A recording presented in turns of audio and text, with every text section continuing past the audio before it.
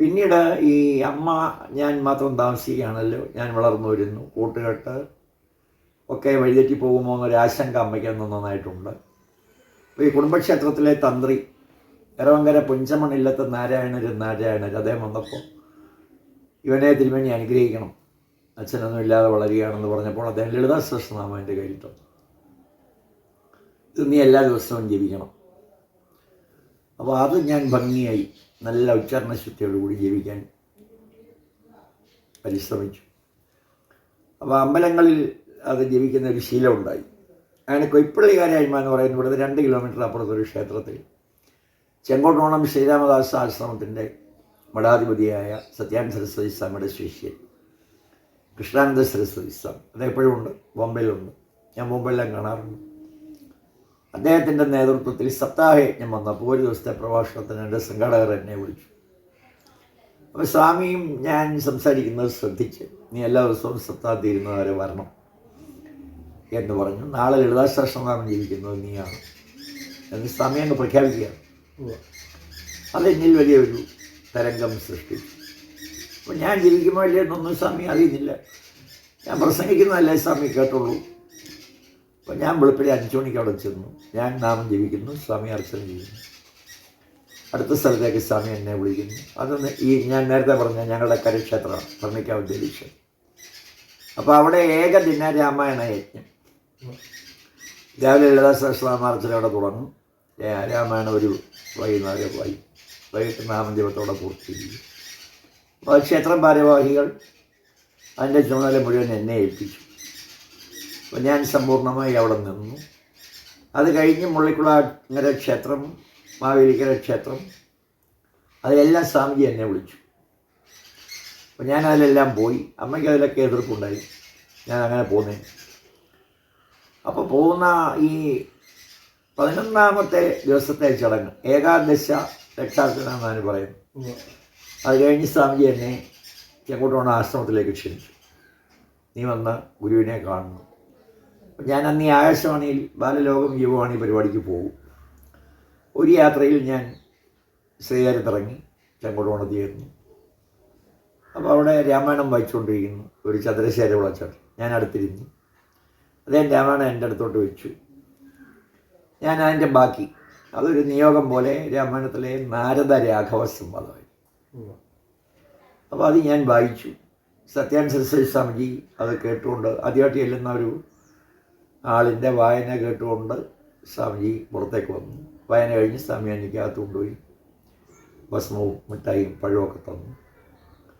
നീ നിൻ്റെ പ്രവർത്തനങ്ങളുമൊക്കെ ആയിട്ട് ബന്ധപ്പെട്ട് നിൽക്കണം എന്നെന്നോട് പറഞ്ഞു. ക്രമേണ ഞാൻ അതിൻ്റെ ഒരു പൂർണ്ണസമയ പ്രവർത്തകനായി. രാമായണത്തെക്കുറിച്ച് പ്രസംഗിക്കാനും നാമം ജപിക്കുവാനും ഒക്കെ ശ്രീരാമദാസ മിഷൻ്റെ ഓർഗനൈസിംഗ് സെക്രട്ടറി എന്നുള്ള നിലയിൽ ഞാൻ പ്രവർത്തിച്ചു. വിവാഹം കഴിഞ്ഞിട്ടില്ല. അമ്മയ്ക്ക് വലിയ എതിർപ്പായി. അമ്മ സഹോദരിമാരോടൊക്കെ പറഞ്ഞു ഇത് വേണ്ടാത്ത കാര്യമാണ്. അപ്പോൾ അതെനിക്ക് മാതൃഭൂമി ആകാശവാണിയായിട്ടൊക്കെ ബന്ധമുള്ളതുകൊണ്ട് അതുമായിട്ട് ബന്ധപ്പെട്ട ഒരു തൊഴിൽ മേഖലയൊക്കെയാണ് അമ്മ സ്വപ്നം കാണുന്നത്. അപ്പം ഞാനെന്തോ അതിനേക്കാൾ ഒരു പ്രാധാന്യം ഈ പ്രഭാഷണത്തിനും ബാക്കി കാര്യങ്ങൾക്കും കൊടുത്തു. അമ്മ അവിടെ വന്ന് സ്വാമിജിയോട് പരാതി പറഞ്ഞു, അപ്പം കല്യാണം കഴിക്കണ്ട, ഇങ്ങനെ പോയാൽ കല്യാണം കഴിച്ചില്ലെങ്കിൽ എന്ത് ചെയ്യും? അപ്പോൾ സ്വാമിജി പറഞ്ഞു, അവൻ കല്യാണം കഴിക്കണ്ടെന്നൊന്നും ഇവിടെ നിയമമില്ലല്ലോ. അങ്ങനെ ഞാൻ വിവാഹിതനായി. അവൾ ഡോക്ടറാണ് ഷീല, എൻ്റെ ബന്ധുവാണ്, അയലത്തേരിയാണ്. നേരത്തെ ഞങ്ങൾ തമ്മിൽ കുട്ടിക്കാലം മുതലേ പരിചയമുണ്ട്.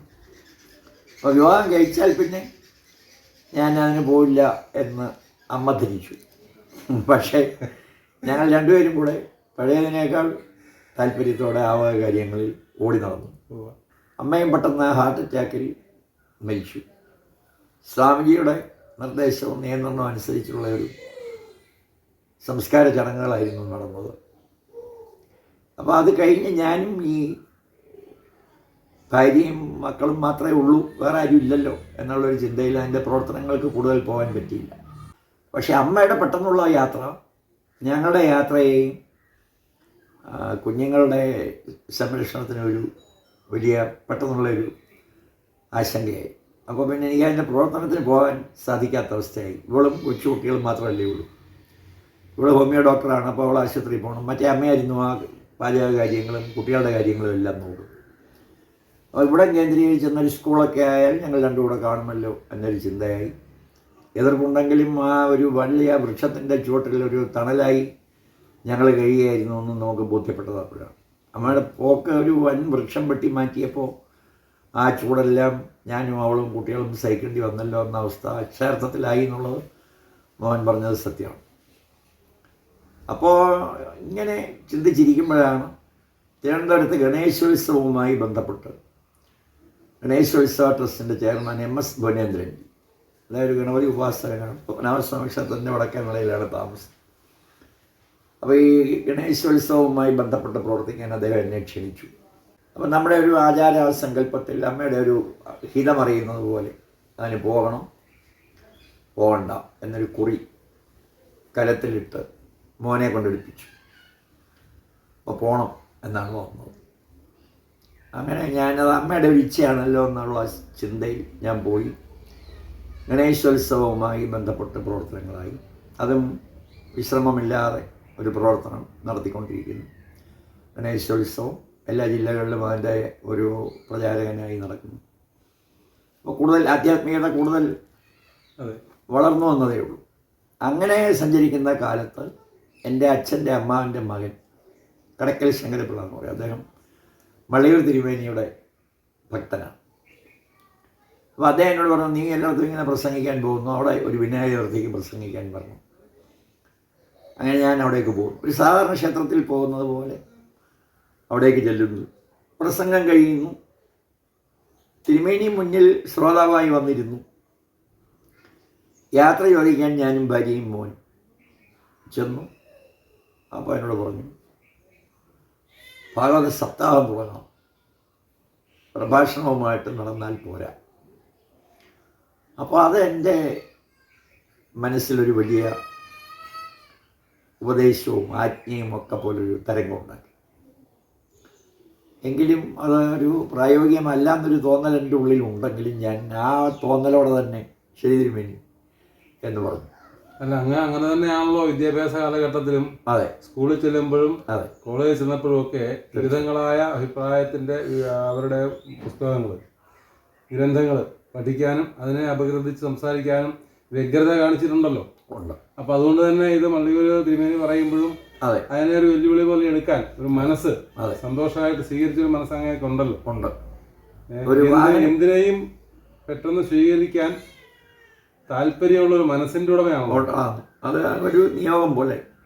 വാഹനം കാത്ത് നമ്മൾ കിടക്കുകയല്ല, വാഹനം വന്ന് ഇതിലോട്ട് കയറും എന്ന് പറയുന്ന പോലെ ഒരു പ്രതീതി. ബാല്യകാലം പോലെ